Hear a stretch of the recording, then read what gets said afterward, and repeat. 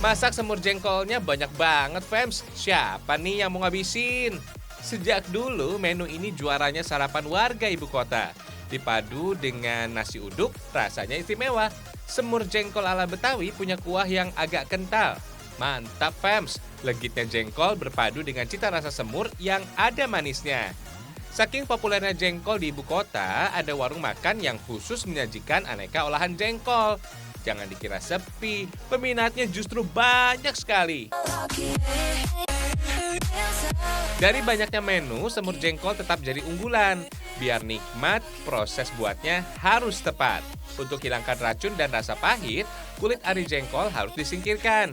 Untuk hilangkan bau jengkol yang menyengat, ada lengkuas dan daun salam. Kombinasinya, serai serta daun jeruk terbukti cukup ampuh. Lanjut, Fems, rebus jengkol dengan panci presto supaya teksturnya empuk dan lembut. Yang pasti sih lebih hemat dari waktu perebusan. Proses ini untuk meminimalisir penyantapnya mengalami kejengkolan. Biasanya sih kejengkolan terjadi akibat terlalu banyak menyantap jengkol. Gejalanya mulai dari nyeri perut dan pinggang, sampai yang paling parah, kencing berdarah. Welah dalah. Jengkol yang super sedap kadang bikin khilaf. Saking enaknya, nafsu makan bisa jadi berlebihan. Tapi tenang, kejengkolan juga bisa dihindari dengan membatasi konsumsi dan banyak minum air putih. Proses memasak jengkol yang tepat juga bisa mengurangi resiko terkena kejengkolan. Widih, mantul nih, semur jengkolnya udah siap dinikmati.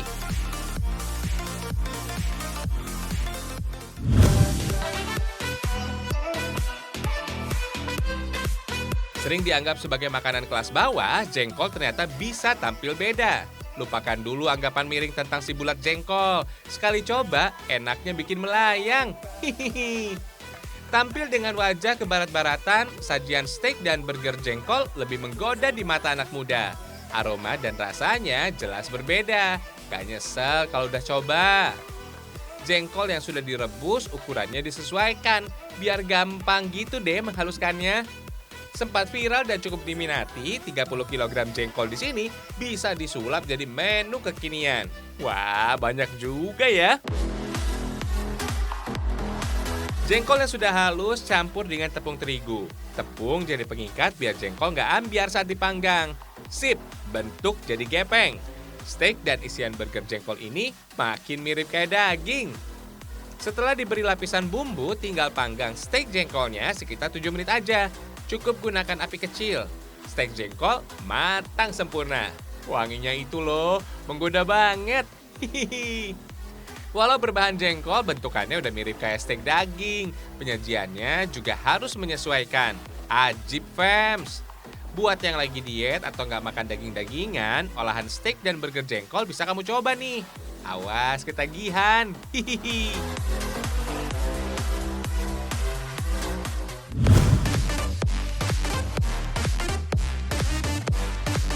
Penggila pedas pasti udah akrab dengan nama oseng-oseng mercon yang sudah melegenda ini. Emang saking pedasnya, Fems, makanan ini diberi nama oseng-oseng mercon. Mercon adalah petasan dalam bahasa Jawa. Gimana nggak pedas? Cabai rawit merahnya dipakai segambreng gitu. Pedasnya meledak di mulut. Nikmatnya oseng-oseng mercon bukan cuma cabai doang.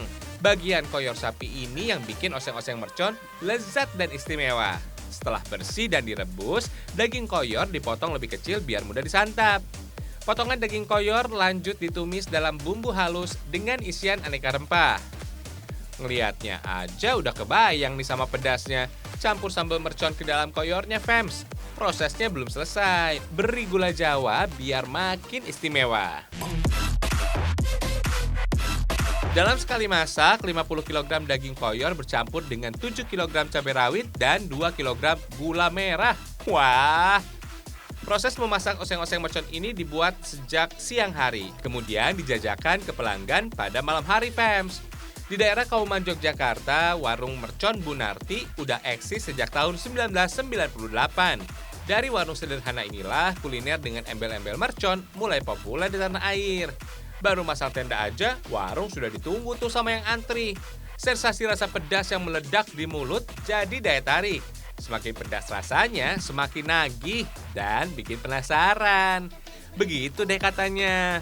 Pengunjung harus gerak cepat sebelum rasa pedas makin menggigit. Makannya nggak bisa santai, fams.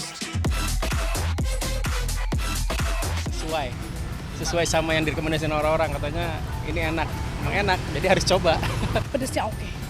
Bahkan bisa ditambah lebih pedes lagi. Walau warung buka malam hari, Oseng Mercon Bunarti punya inovasi. Biar bisa dinikmati siapapun dan kapanpun, oseng mercon dikemas dalam bentuk kalengan kayak gini nih. Proses pengalengan oseng mercon sangat terjaga kualitasnya. Supaya steril dan layak konsumsi, kebersihan pengalengan sangat diperhatikan. Dengan suhu pemanasan kaleng 70-100 derajat Celcius. Setelah diisi dengan oseng mercon yang sudah matang, timbang supaya beratnya seragam. Sebelum ditutup, panaskan kaleng biar makin sedap menyantapnya. Belum selesai, fams. Kaleng yang sudah rapat harus dipanaskan kembali dalam suhu 121 hingga 125 derajat Celcius selama setengah jam. Kalau sudah dingin, oseng mercon kaleng dikarantina selama 10 hari sebelum dipasarkan. Gak usah ragu lagi deh, walau isinya makanan tradisional, proses penanganannya sangat profesional. Mantap nih oseng merconnya.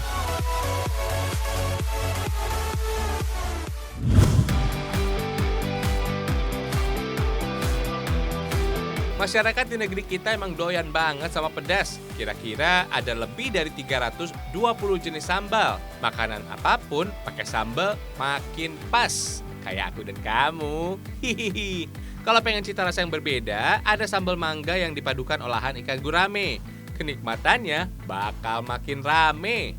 1 ekor ikan gurame harus difile biar bumbu merasuk sampai ke dalam. Untuk hilangkan amis, rendam dalam kuah kaldu yang sudah tercampur jeruk nipis dan batang serai. Jangan heran, banyak orang beranggapan sambal ulek lebih enak ketimbang yang di blender. Katanya sih proses ngulek secara perlahan membuat minyak alami cabai dan bumbu makin keluar. Oh iya, sebelum muncul varian sambal mangga, rujak lebih dulu populer. Buah yang dipadu dengan cabai memang memberikan sensasi pedas dan segar. Apalagi sambal mangga dipadu dengan ikan gurame. Ikan ini, fams, jadi jaminan kelezatan walau diolah dengan bumbu minimalis. Kalau sudah matang, tinggal angkat dan siram sambal mangga. Wah, tampilannya cantik, rasanya juga ciamik.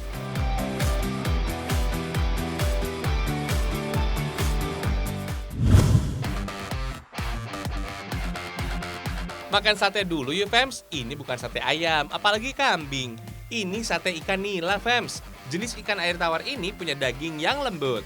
Kalau males bikin sendiri, silakan datang ke Jalan Setiabudi, Bandung, Jawa Barat. Nggak cuma sate ikan nila aja, olahan nila lain bisa kita coba. Tinggal pilih mau nila model apa, semua tersedia sekitar 40 olahan ikan nila. Wah, mantul! Siapkan ikan nila merah segar, kacang, dan bumbu. Ada juga timun dan wortel sebagai acar penyegar. Sebelum diolah, pastikan ikan nila sudah bersih dari sisik, insang, isi perut, serta kepala. Sate cuma butuh dagingnya aja. Mengandung banyak omega 3, ikan nila baik untuk kesehatan. Dagingnya yang gurih membuat ikan nila cukup banyak penggemar. Apalagi ikan nila cukup ramah di kantong. Harganya nggak semahal sajian ikan gurame. Oh iya, saat nusukin daging ikan nila, bagian kulitnya harus sejajar supaya matangnya merata. Olahan sate ikan nila bisa jadi alternatif menyantap ikan dengan cara berbeda, fams. Bumbu kacang tetap jadi pendamping saus untuk menyantapnya. Bumbu kacang yang sudah matang harus diberi kecap, lalu dibalut ke sate. Di Nusantara, ikan nila jarang dibikin olahan sate. Ketimbang ikan nila, jenis ikan tongkol, ikan pari, dan lemadang yang hidup di air asin lebih populer dengan beberapa wilayah di Nusantara. Gak butuh waktu lama, daging ikan nila sudah matang. Dibakar 1-2 menitan, udah bisa disajikan.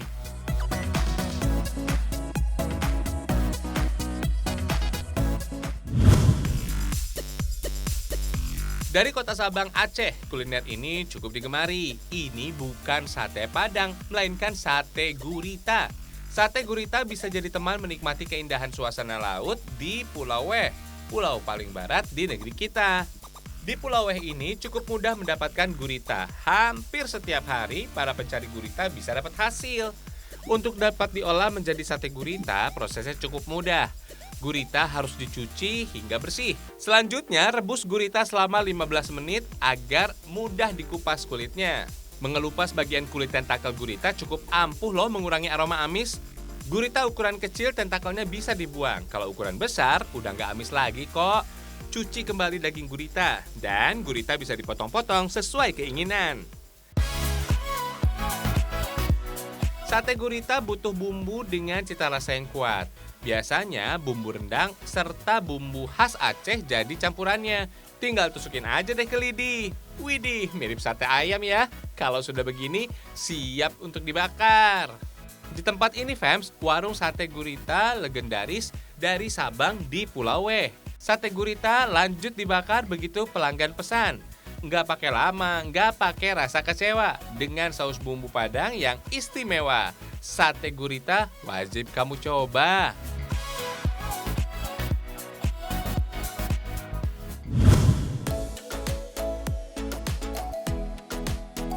Soal jajanan ringan melegenda, Kota Solo boleh bangga. Di sini ada kue serabi yang harum namanya. Bagi penggemar jajanan pasar, siapa sih yang belum tahu serabi Noto Suman? Berada di Jalan Noto Suman, serabi ini lahir tahun 1923. Walau cuma serabi, penghargaan datang silih berganti. Rasa serta campuran yang nggak neko-neko bikin kangen banyak orang. Serabi Solo ini cenderung tipis dengan bagian tengah yang super lembut. Manis gurihnya santan amat terasa. Bikin ketagihan, fams. Ada 2 varian rasa kue serabi yang paling favorit. Selain original, ada yang pakai coklat di atasnya. Udah dipegang hingga 4 generasi, rasa serabi Noto Suman gak banyak berubah. Resep yang diwariskan gak macam-macam. Semua dipertahankan dari dulu hingga sekarang. Buat serabi ini cukup mudah. Tepung beras dan santan diaduk jadi adonan yang agak encer. Masih memakai tungku dengan perapian dari arang. Serabi Noto Suman dibuat dengan bentuk bulat. Adonan tepung beras tuang pertama, disusul adonan santan di tengahnya. Untuk serabi coklat hanya butuh taburan mis coklat di atasnya. Coklat jadi ikut meleleh dan menyatu dengan serabi. Selain buat camilan, serabi ini cocok buat oleh-oleh. Pengemasan unik digulung dalam daun pisang. Serabi jadi awet 24 jam dalam suhu ruangan.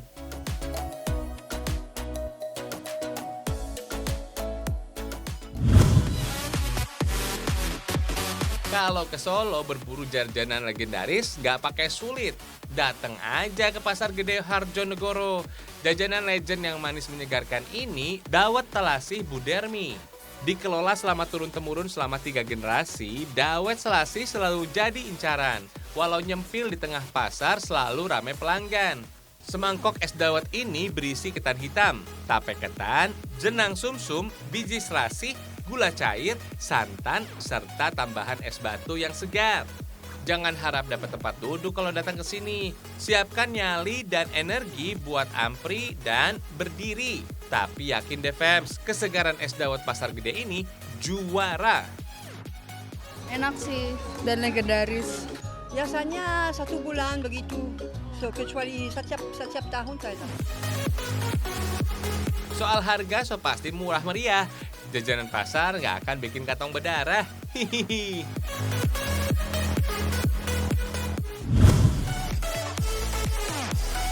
Jajanan pasar memang bikin kangen. Rasa dan suasananya ngingetin kita saat kecil diajak ibu-ibu ke pasar. Sayangnya, dari banyaknya jajanan tempo dulu, hanya sedikit yang masih mampu bertahan. Di Pasar Gede Solo, lenjongan jadi jajanan pasar yang kuat bertahan. Lenjongan ini isinya macam-macam. Ada cenil, klepon, getuk, ketan hitam, dan putih. Parut kelapa dengan siraman gula Jawa cair. Disajikan dengan daun pisang, bikin memori masa kecil jadi bangkit kembali. Rasanya manis, semanis kenangan kita akan masa anak-anak. Lenjongan, enak.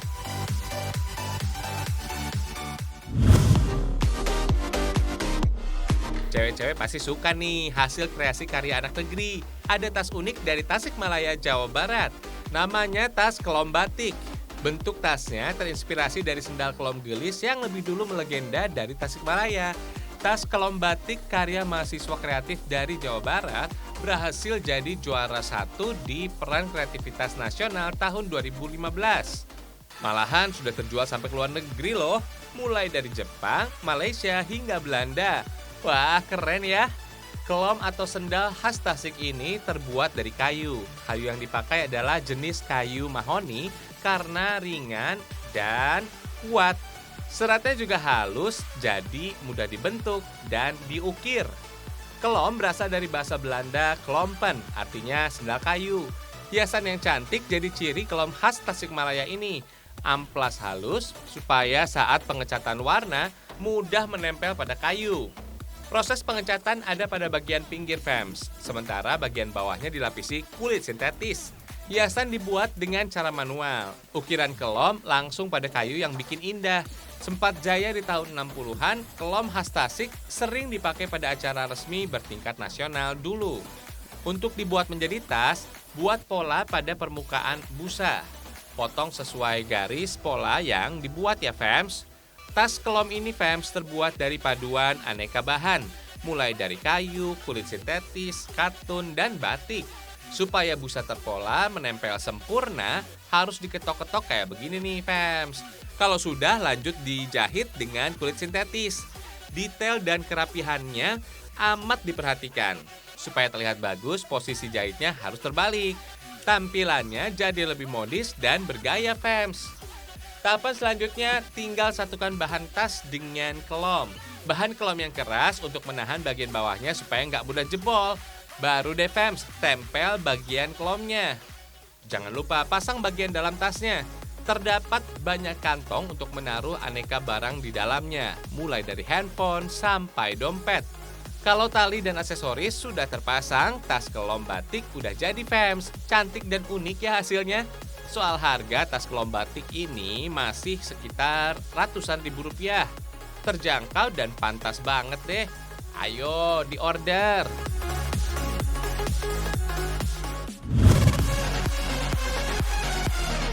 Selamat datang Fems di Desa Tulamben, Kabupaten Karangasem, Provinsi Bali. Pulau Bali memang gak ada matinya Fems. Mulai dari pantai sampai bawah lautnya semua istimewa. Desa Tulamben terkenal sebagai diving spot Pulau Dewata. Jadi tempat favorit para penyelam, pemburu keindahan dasar laut. Tempat spesies ini Fems juga sering dipakai jadi lokasi sesi fotografi bawah laut. Wah, seru nih kayaknya. Sebelum turun ke air, persiapan harus matang. Mulai dari konsep foto, make up yang menawan, sampai kostum yang elegan. Sebelum mulai sesi foto bawah air, pelatihan singkat jadi persiapan yang gak kalah penting. Pelatihan dimulai gak langsung di tengah laut, cukup di kolam renang saja. Sesi awal dimulai dari cara bergaya di dalam laut. Bergaya dan menahan pose di dalam air jelas berbeda dengan di darat. Tubuh jadi terlihat melayang Fems. Dengan kostum khusus ini, efek melayang dalam air terlihat lebih hidup. Peralatan yang dipakai untuk sesi foto bawah laut juga khusus. Kameranya harus anti air Fems. Di setiap sesi fotonya nanti, model terus diawasi. Pendampingan dari 3 penyelam profesional jadi jaminan keselamatan. Sebutannya sih safety divers. Safety divers ini sudah bersertifikat sebagai penyelam profesional. Tugas mereka bertanggung jawab menjaga kelancaran sesi pemotretan dan keselamatan mobil. Kalau model ngasih kode khusus dengan gerakin tangan di leher, safety divers langsung mendekat dan ngasih bantuan oksigen. Selain keamanan, efisiensi waktu juga jadi faktor utama. Malum deh, persediaan oksigen cukup terbatas. Daya tahan tubuh juga harus baik. Berhubung mengandung banyak garam, tahan-tahan dulu deh kalau mata sedikit perih atau bengkak. Proses pengarahan gaya, pelatihan memakai tabung oksigen sampai pengambilan foto di bawah air. Harus ditangani oleh profesional. Gak usah khawatir deh, keselamatan dan keamanan jadi nomor 1. Nggak cuma jadi daya tarik wisatawan lokal aja, aktivitas foto bawah air di Desa Tulamben, Bali juga menarik model mancanegara. Nama Tulamben berasal dari kata batu lambih yang artinya banyak batu. Hal ini merujuk pada letusan Gunung Agung yang mempengaruhi bebatuan di tempat ini dari waktu ke waktu. Salah satu spot rekreasi penyelaman terkenal ini memiliki daya tarik bangkai kapal milik militer Amerika Serikat yang karam terkena torpedo Jepang di tahun 1942. Menyelamnya nggak dalam-dalam kok, cuma ada 5-10 meter aja udah cukup. Gimana, tertarik jadi model foto bawah laut?